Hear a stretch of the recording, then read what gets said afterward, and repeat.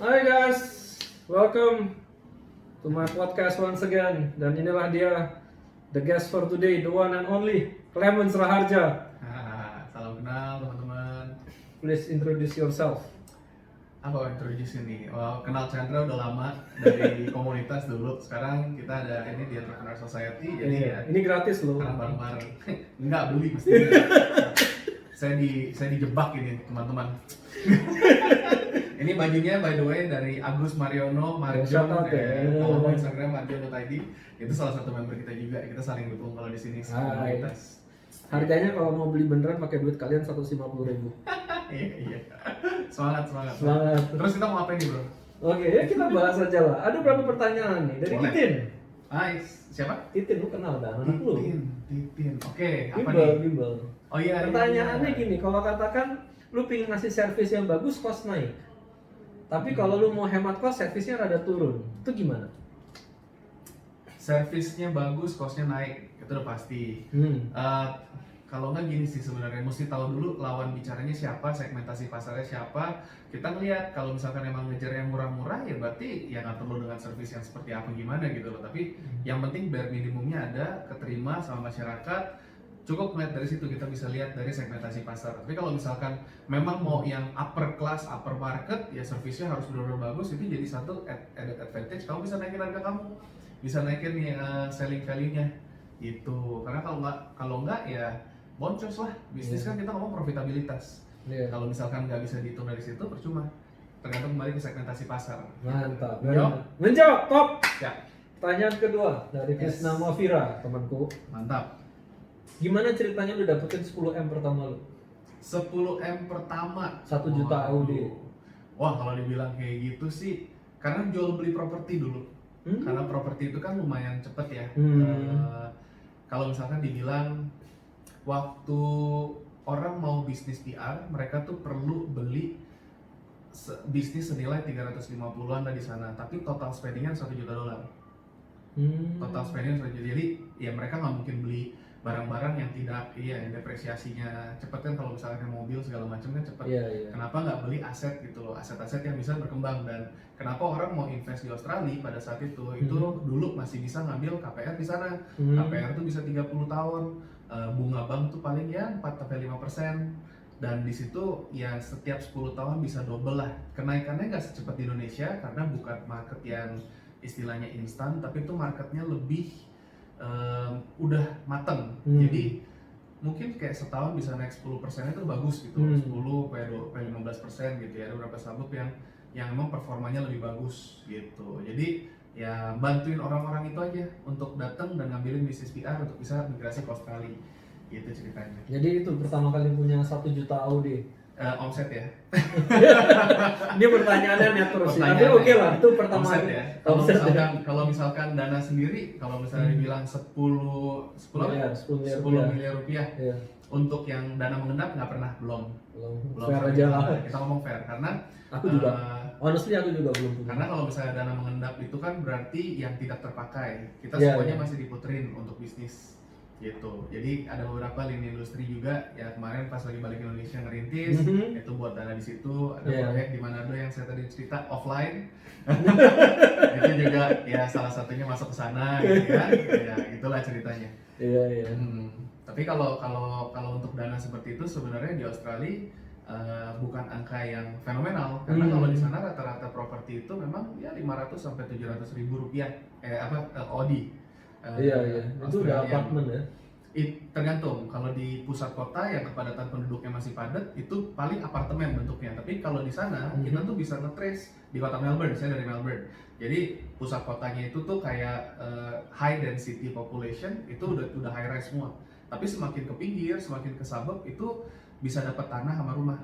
Jadi kayak kalau dulu orang-orang Indo, ya banyak orang Malaysia, orang China, klien-klien saya itu beli di daerah kayak Point Cook itu mungkin dari 300 ribuan masih bisa dapat dulu. Sekarang udah nggak bisa.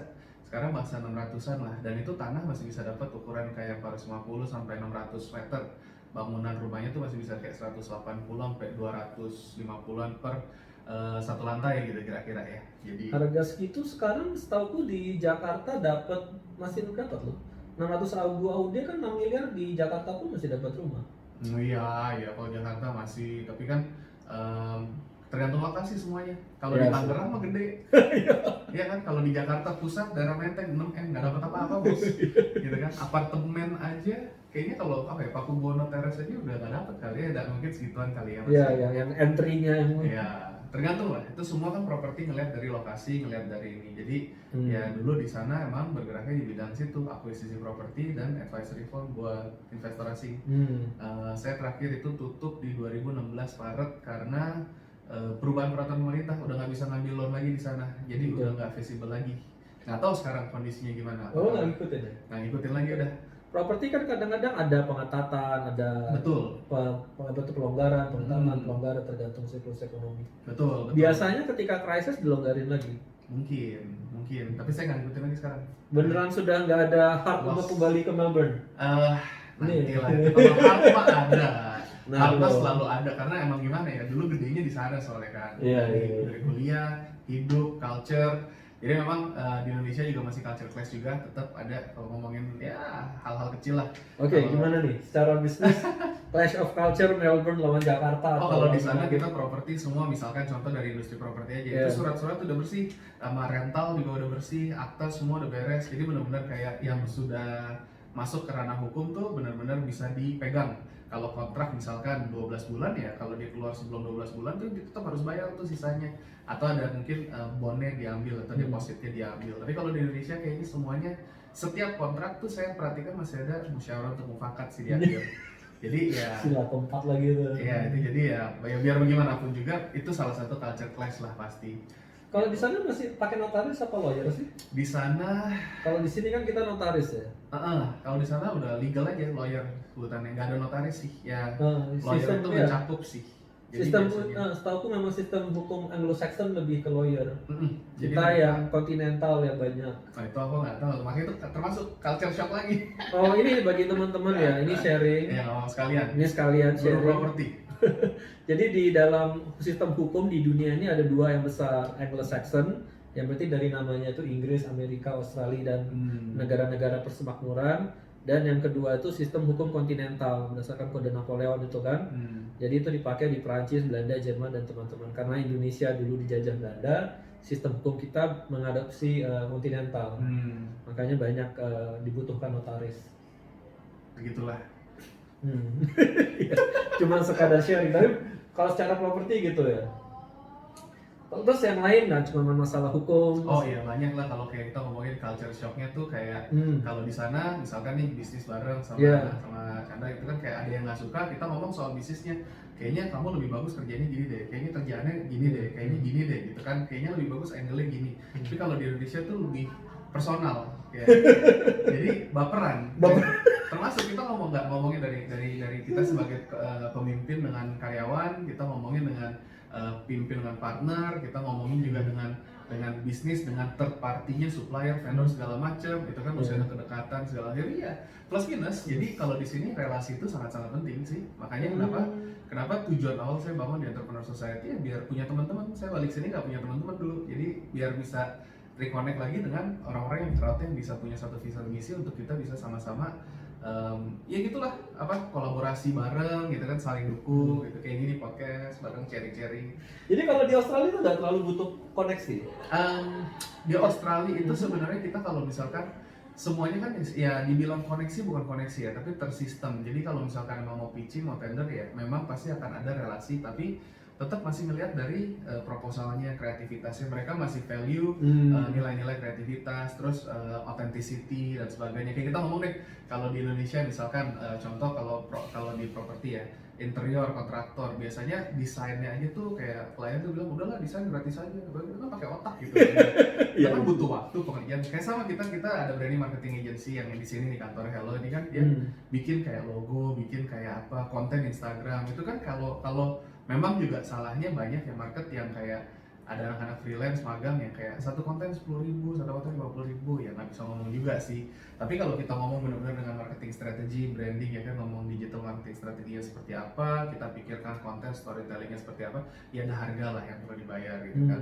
Ya itu termasuk salah satu culture clash. Kalau ngomongin logo bisa dihargain, ada yang cuma 50.000, ada yang harganya bisa sampai ratusan juta loh. Kalau perusahaan-perusahaan besar nih, kemarin saya ada salah satu klien juga, dia bayar agency untuk handle rebranding sama market segmentation sama positioning aja, tidak ngomongin konten dan apa, untuk bikin logo dan tagline dan slogan gitu ya. Itu kayak 150-an juta. Jadi ya memang ya ada harga ada barang pasti, karena angle di belakangnya seperti itu. Tapi ya itu culture shock, culture clash. Kalau di sana intellectual property itu sangat dihargai. Nggak ada tuh, kalau di sini bisnisnya kan amati, tiru, peluk-pelukan. Another culture shock. Tapi ya begitulah. It's okay lah, bahwa kan namanya di mana kita berdiri ya langit di situ dijunjung. Jadi ya kita harus beradaptasi. Sepintas lalu konotasinya terdengar lebih fun di Australia berbisnis. Nah, betul, tapi kalau sudah terlalu banyak aturan seperti itu juga, berkembangnya juga ruang geraknya limited. Jadi apa nih yang Indonesia menang lawan Australia dalam hal business culture? Ya tadi musyawarah untuk mufakat tersebut. Ya karena biar bagaimanapun juga di sini dengan relasi kita bisa berkembang lebih cepat gitu loh. Dan sebenarnya ya kalau misalkan sudah terlalu banyak dan teratur, ya perpajakannya semua sudah teratur, semuanya sudah teratur, itu juga ruang geraknya terbatas. Jadi kalau misalkan di sini justru ya memang masih apa ya, transisi semua, itu yang bikin justru ruang geraknya mungkin lebih fleksibel. Buat banyak apa, ada keringanan, ada ini, terus ada berlapis dan sebagainya. Nah itu kan salah satu contoh. Ya, jadi lebih agile kalau di Indonesia. Ini pandemi justru malah keren loh. Oh ya? Ngomong pandemi ini justru ini di riset semua kita. Ya contoh kalau ngomong dunia travel, ada yang gede banget, ada yang kecil banget. Tapi kalau sekarang karena pandemi semua di level jadi 0, ini kesempatannya chance untuk yang kecil dan yang besarnya harus compete lagi. Kalau yang kecil ini kreatif, dia bisa ciptakan sesuatu yang misalnya dari konten-konten yang menarik. Makanya kalau saya ngeliat ada berapa banyak kayak travel juga kan, yang foundernya masih nge-live-nya rajin banget gitu kan. Ya itu untuk presensi gitu loh, biar namanya tidak hilang, karena nggak bisa beli, mau ngomong apa, travel nggak bisa keluar kok, kita di lockdown, gitu ceritanya gitu. Oke. Jadi maaf loncat-loncat, nggak apa-apa, it's okay. kalau ngobrol gini biasanya. It's okay. Ini podcast business, dan yang penting kan kita ngomong something real ya, dan kadang-kadang dalam kenyataan kan kita loncat-loncat juga. Betul, tapi ya gitulah. That's life kan. Oke. So tapi kalau aku ini kan orangnya mono tuh, jadi bisnisnya properti aja gitu kan, branching ke finance kan masih dalam satu kesatuan lah. Itu pun juga banyak bantu family. Tapi kalau Bung Clemens ini kan seorang perantauan warrior. Nah ini saya nggak pingin ngulang ya, saya nggak pingin repetitif, tapi ada satu podcast dengan Christina Lee. Itu Christina. Ya itu satu bagus banget. Saya nggak pingin repetitif, tapi di sana nih ada nih perjuangan Clemens waktu jadi perantauan mahasiswa di Australia. Jadi nggak usah panjang masalah itunya. Cuman sepanjang karir nih, udah jadi pengusaha apa aja. Aku tahu beberapa kan. Pertama kan kerja di KFC. Jadi mengerti lah tentang dunia F&B dan dunia sistem, maksudnya SOP itu cukup mengerti lah. Dan kalau nggak salah levelmu juga di KFC waktu resign lumayan tinggi. Area training manager. Itu udah kita handle ada 5 toko yang top di pusat kota CBD-nya.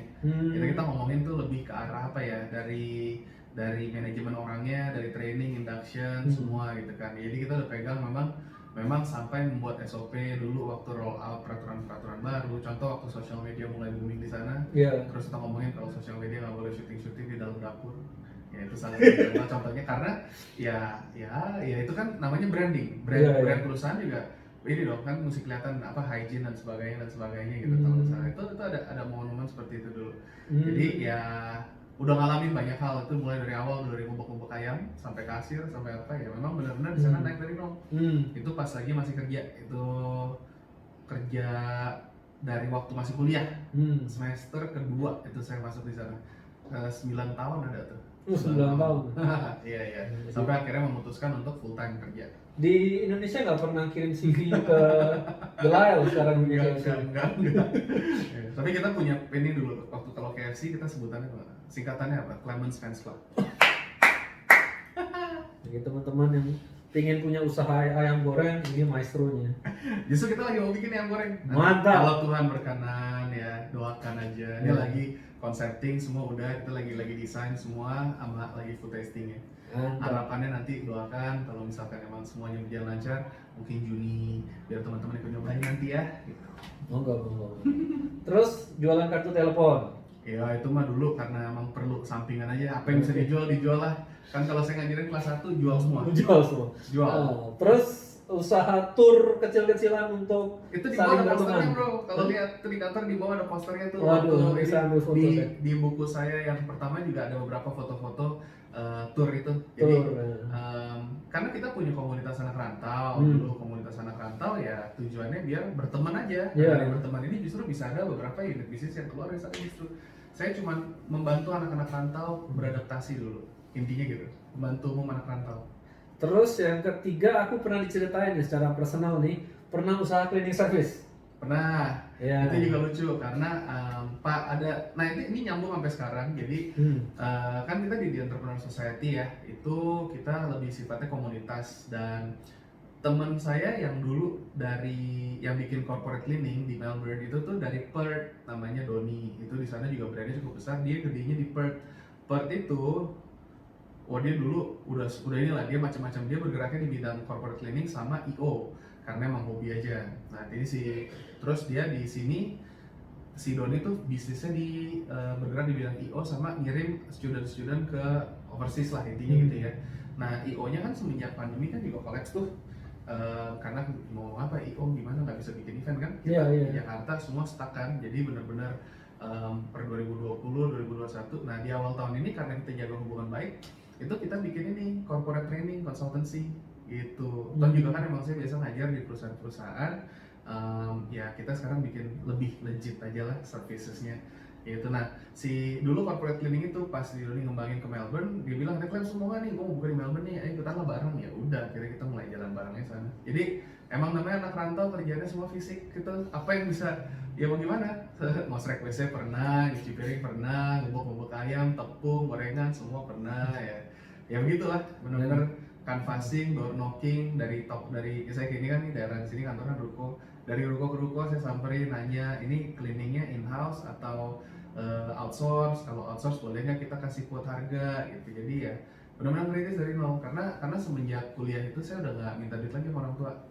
gitu ceritanya, dibayarin kuliahnya lah, saya untuk hidupnya saya usaha untuk cari duit sendiri gitu. Mantap. Dan terakhir yang akhirnya bikin kaya dan bikin resign dari KFC adalah broker properti kan? Kaya relatif itu. Ini juga salah satu perbedaan tuh budaya properti di Indonesia sama aku dengar di Australia. Kalau di Australia itu kan terpisah, kamu seller's agent atau buyer's agent. Yes. Dan Bung Klee ini kan seorang buyer's agent kan? Jadi bukan nggak berurusan sama seller. Bukan. Berurusan sama buyer. Jadi gini, sebenarnya itu konteksnya itu dari Amerika sih. Jadi culture-nya karena biasanya real estate agent itu kan handling dua-duanya. Ya, di Indonesia handling dua-duanya. Ya, cuman kan gini. Jadi kalau misalkan kita mau ngomong fair atau enggaknya, sebenarnya gini loh. Seorang real estate agent itu kan dia jual beli properti kan banyak tuh dalam sumber hidupnya. Nah, kalau misalkan saya lagi mau beli sama Bung Chandra, saya bilang, ini saya lagi nyari nih properti nilainya segini, tapi tolong cariin yang paling good quality, yang paling bagus, yang harganya paling rendah atau gimana sesuai kebutuhan. Nah dia kan jualan, dia kan butuhnya pokoknya ya udah ini aja nih, yang ini harganya ini nih bagus, dinaik-naikin, biar dia komisinya makin gede dong. Ini seller's agent. Nah kalau saya waktu itu saya lebih ke arah jadi ada 5 komponen bisnisnya tuh. Yang pertama tuh saya pertama ngeliat dulu dia budgetnya berapa, harusnya ngomongin dari mortgage planning dulu. Itu bisa pinjam duit ke bank berapa, misalkan suami istri, suaminya kerja gajinya berapa, istrinya kerja gajinya berapa, jadi mortgage lendingnya, mortgage capnya berapa tuh nilai pinjam duitnya. Dari situ kita baru masuk ke saya nih, saya hunting propertinya sesuai dengan budget, saya cari dulu strateginya, apakah Bung Chandra misalkan mau untuk investasi atau untuk tinggal. Kalau misalkan pasangan muda, kenapa nggak carinya misalkan untuk investasi dulu, karena harganya bisa naik gini, nanti baru masuk ke arah ini loh, refinance, dimana dia tuh bisa setelah 2-3 tahun mungkin dia bisa utangin lagi ke bank, dia ngambil equity yang sudah terkumpul jadi DP buat rumah kedua. Nah itu disebutnya negative gearing. Banyaklah strategi-strategi yang bisa diceritakan itu untuk menghemat dari segi pajak, karena kalau income, kalau kita punya investasi yang menghasilkan uang tapi investasi tersebut masih negatif, itu kita nilai income pak yang kena pajaknya tuh kurang gitu loh, berkurang. Tapi begitu properti tersebut misalkan nanti disewakan dan rentalnya sudah positif melawan dari cicilan bulanan kita, berarti kan masuknya sebagai tambahan pendapatan. Nah itu dia harus cari properti yang negatif lagi supaya pajaknya nggak kegedean. Jadi gitu loh, itu salah satu strategi untuk mengembangkan portofolio. Utang semua bro, tapi jangka panjang. Kalau orang di sana kan 30 tahun kan banknya kan. Kalau di Indonesia kan paling maksimal 12. Tapi emang kayaknya di sana tuh kalau negara udah established itu kayak guncangan politiknya nggak terlalu keras, guncangan ekonominya nggak terlalu keras. Saya sempat ngalamin dulu 2007-2008 lumayan gila sih itu. Jadi bunga yang biasanya 5 tuh kayak naik ke 11%, 10-11%. Itu lumayan banyak ngebunuh orang sih. Karena cicilannya kan. Jadi kan collapse tuh harga propertinya. Iya, itu yang terjadi. Tapi ya market lah semuanya. Di zaman SBY ya, ini aku saya nggak ingat tuh siapa tuh. You don't know, SBY itu namanya Susilo Bambang itu tahu, tapi tahun berapanya di sewa saya nggak. Nah dong, ini ceritanya sharing properti dari Indonesia, kayaknya kamu nggak ngerasain. Jadi zaman dulu tuh ada sistem yang namanya KPR Inden. Jadi itu sistemnya oke banget. Kita jual tanah nih, aku baru menguasain tanah, belum bangun. Aku bisa jual gambar ke kamu. Jadi baru premium, kamu oke, kita shake hand, harga dan sebagainya. Dari surat dimana kamu deal dengan rumah itu, surat itu aku bisa kasih ke bank dan bank akan ngasih kredit sesuai dengan progres. I see. Itu namanya sistem KPR Inden. Itu berjalan bertahun-tahun dan kemudian dibatalkan di Indonesia itu dalam waktu seminggu. I see. Jadi dalam 1 minggu itu ada wacana ini sebaiknya kita batal, kita hilangin kebijakan ini dengan tetap nggak boleh ada lagi, itu makan waktu 5 hari kerja.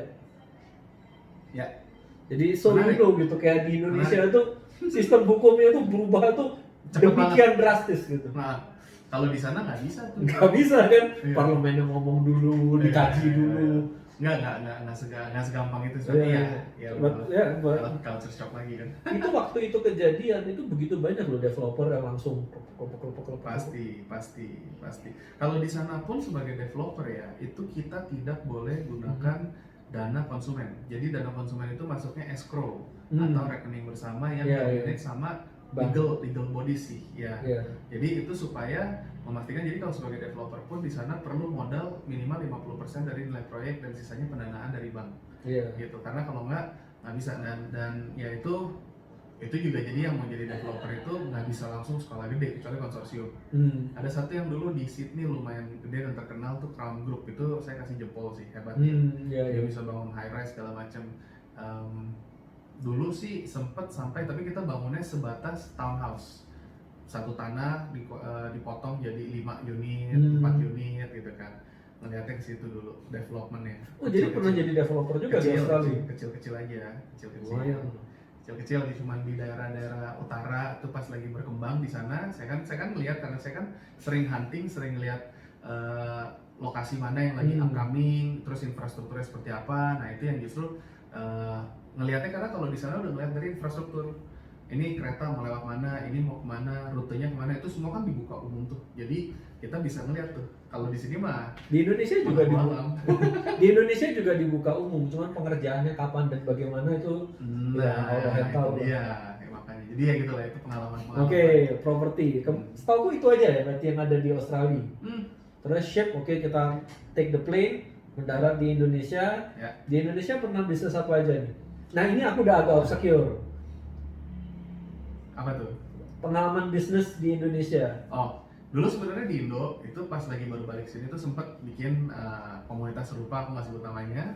Dan sekarang ya itu karena beda visi misi aja. Jadi ya udahlah, kira kita memutuskan jalan masing-masing. Terus sempat 2016, 17, 18 tuh bikin perumahan di Manado. Nah ini yang tadi aku udah sempat cerita, ya udahlah kita buka aja nggak apa-apa. Jadi saya kerjasama dengan salah satu teman lama tuh yang dulu sering saling tuker-tukeran leads buat properti. Dulu dia agen di salah satu properti besar juga. Terus habis itu dia bilang sempat udah temenan berapa lama, saya bolak-balik ke sini. Terus dia mulai bikin proyek, ada proyek tuh di Depok lah, itu kan salah satu apartemen.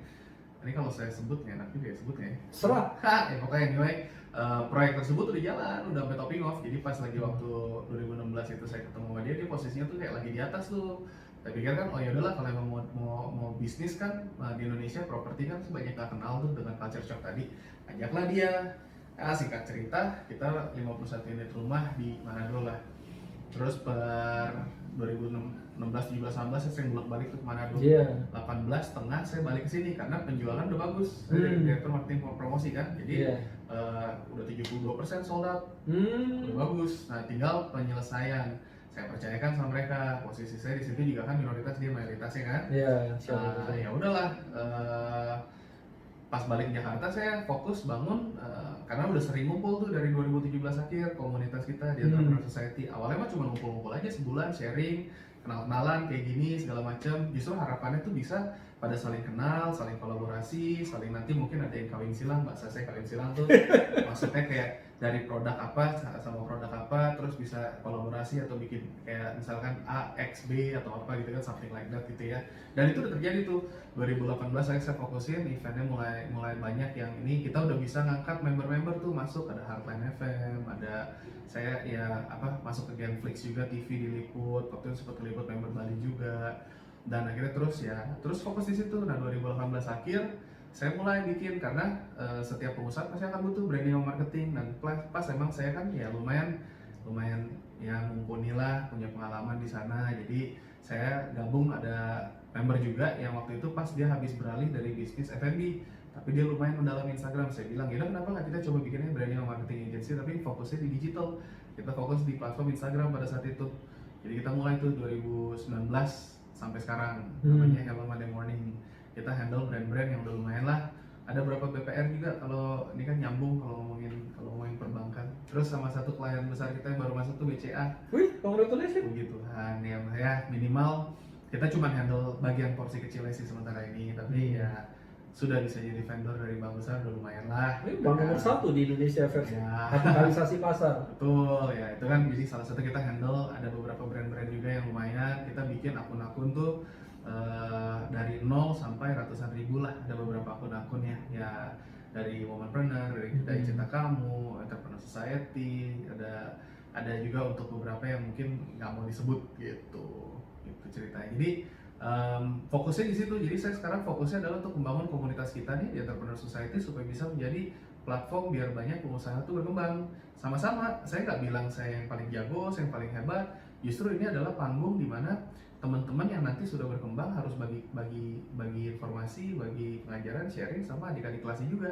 Ini adalah sebuah komunitas supaya kita bisa sama-sama berkembang, tujuannya gitu. Jadi saya punya satu prinsip, kalau kita mau naik, jangan naik dengan menjatuhkan orang lain, tapi kita naik dengan sama-sama saling mengangkat. Memang mungkin lebih lambat, tapi lebih sustainable, dan itu justru persahabatannya bisa bertahan sampai tua. Harapannya sih gitu. Makanya ini kan ketemu sama Bro Chandra juga udah lama, sampai sekarang malah masih bisa ngobrol-ngobrol seperti ini tuh ya bagus banget gitu loh. Dari Bali datang, kenapa enggak gitu kan? Iya. Jalan kaki loh ke sini. Oh iya, siap. Nggak percaya. Tapi dikit doang. Dari apa? Gajah Mada. Kalau dari Bali sampai sini jalan kaki, mungkin saya nggak sebesar ini. Mungkin Bro Chandra juga sama ini. Nggak sebesar itu. Gitu ya. Terus ada usaha lain nggak? Katanya punya tour and travel juga.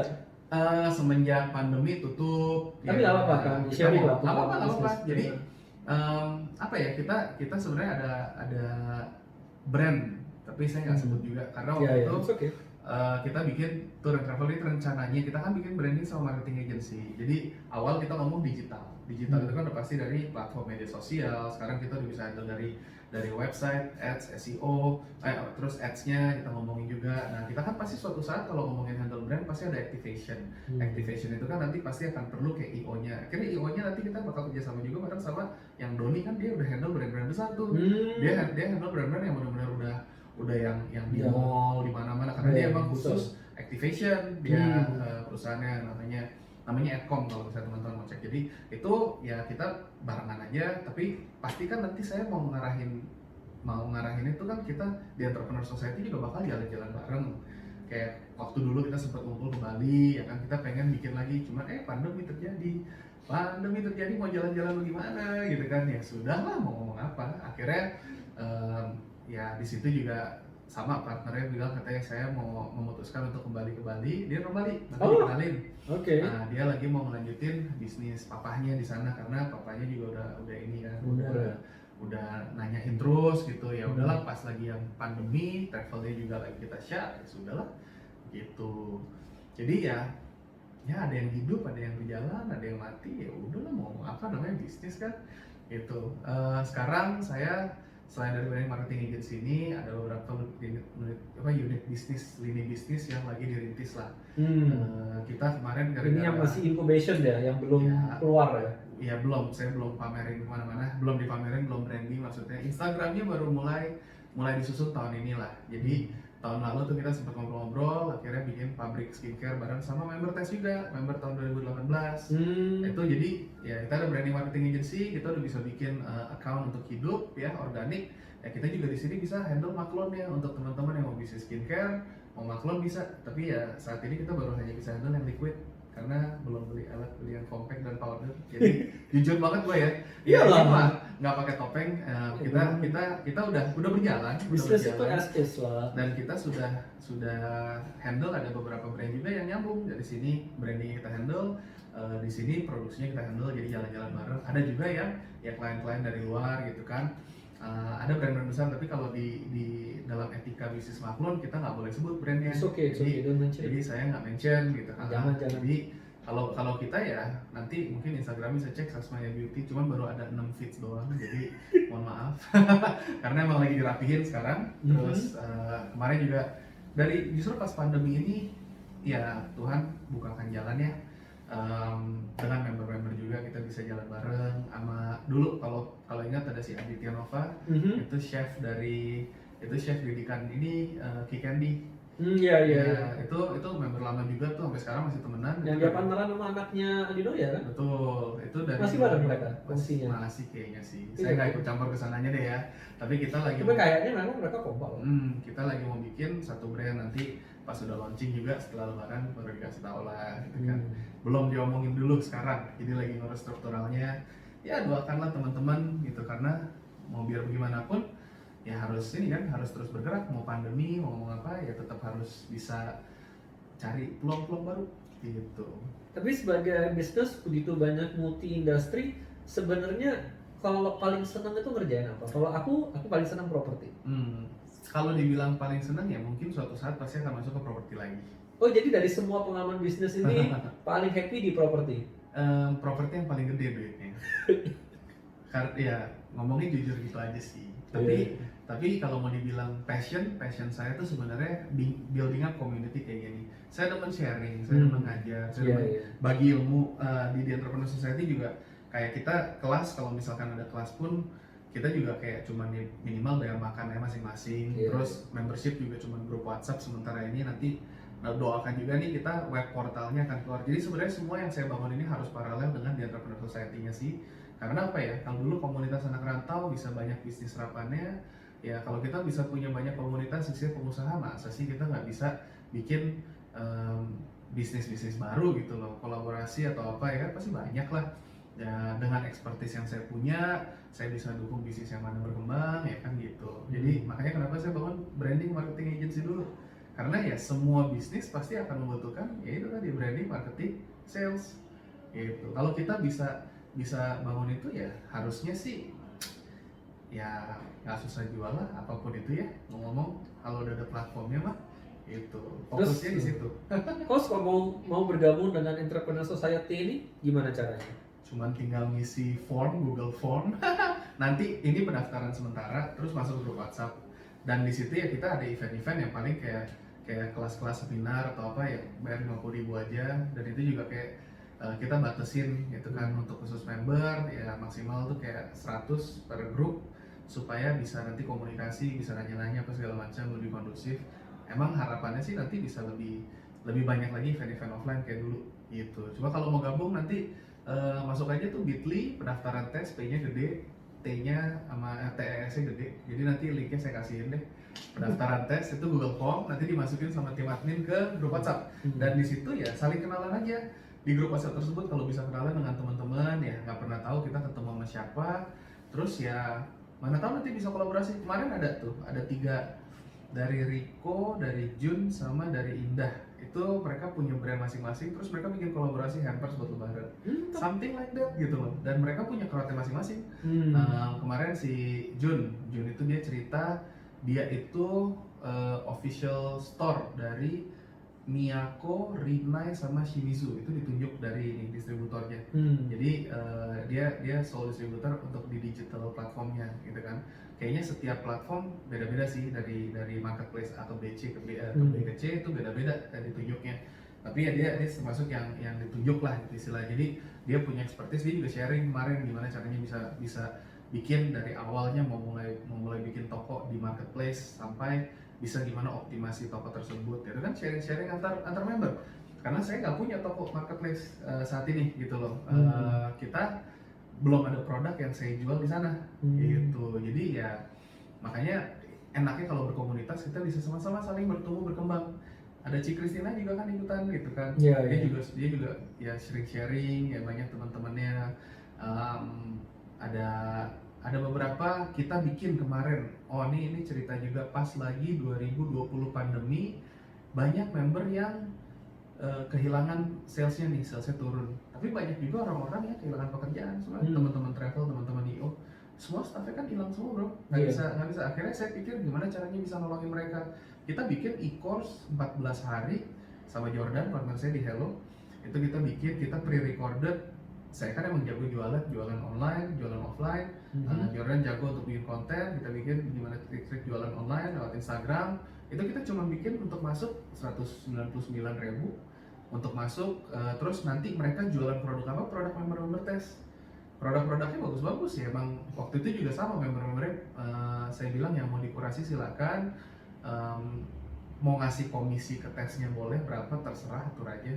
Sampai saat ini kita juga belum ngambil komisinya gitu kan, emang tujuannya buat bantuin mereka gitu. Dan itu bisa nolong ada orang yang kehilangan pekerjaan terus bisa jual alpukat sampai UMR. Itu nolong loh, maksudnya ada orang yang benar-benar istrinya kehilangan pekerjaan, untuk ini kan butuh uang tambahan, dia bisa dapat 2,5 sebulan. Yang kayak gitu-gitu tuh kayak ya hal-hal kecil tapi kita nggak kecil bro, tergantung kamu siapa, itu urusan hidup mati zaman pandemi ini. Betul, makanya jadi kayak ya jualan produknya ya produk teman-teman, ada Pulcher bags, ada ini kalau mau ngeliat di mana ntar saya kasih contoh. Oh ya, kamu main ya juga di Pulcher ID ya? Enggak, itu Pulcher, itu sih. Kan emang saham kan di sana? Enggak ada, itu cuma dukungannya mereka.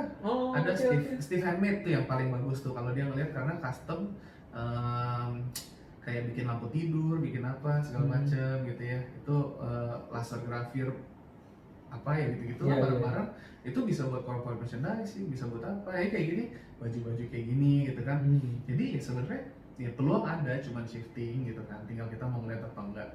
Jadi ya itu real yang real impact yang kita create sih sementara ini. Jadi emang demen aja. Kalau bisa bantu orang lebih banyak, saya yakin lah pasti berkatnya juga akan banyak gitu. Pasti lah. Gitu ceritanya. Jadi kalau saya fokus, itu fokusnya. Oke, ada kata-kata terakhir untuk para pengusaha di luar sana? Ya saya harap bisa kenalan langsung nanti sama teman-teman. Ya semoga bisa berkolaborasi bersama, bisa ikut tergabung di sini bersama juga. Ya kalau misalnya enggak, nanti kalau emang di Jakarta mampir boleh datang kayak Koko Ganteng ini, cie. Alamatnya di Jalan Mangga Besar. Bukan ya, itu nanti janjian dulu aja gitu kan. Jadi kalau udah konteksnya Mangga Besar, soalnya orang-orang gimana? Makanan Medannya enak. Oh iya benar. Tadi ngomongnya nggak gitu teman-teman. Dia ngomongnya kalau lagi di luar offline gitu ya. Oke guys, jadi Mr. Clement ini saya harus ngakuin, saya udah kenal dia dari lama, dan ini adalah salah satu manusia yang paling nggak pilih-pilih temen. Amin. Di seluruh, karena orang bisnis itu sifatnya agak curiga, ramah tapi curiga. Banyak pengusaha itu seperti itu, entah dia kelihatan atau enggak. Mungkin termasuk saya sendiri. Tapi Bung Klee ini orang yang benar-benar open. Really, salah satu orang yang di dalam dan di luar bisnis secara pribadi ataupun sosial, salah satu orang yang paling open. Jadi nanti kontaknya bakal dibuka. Dan ya, DM aja lewat IG. Oke, thank you very much. Sampai jumpa. Sampai jumpa.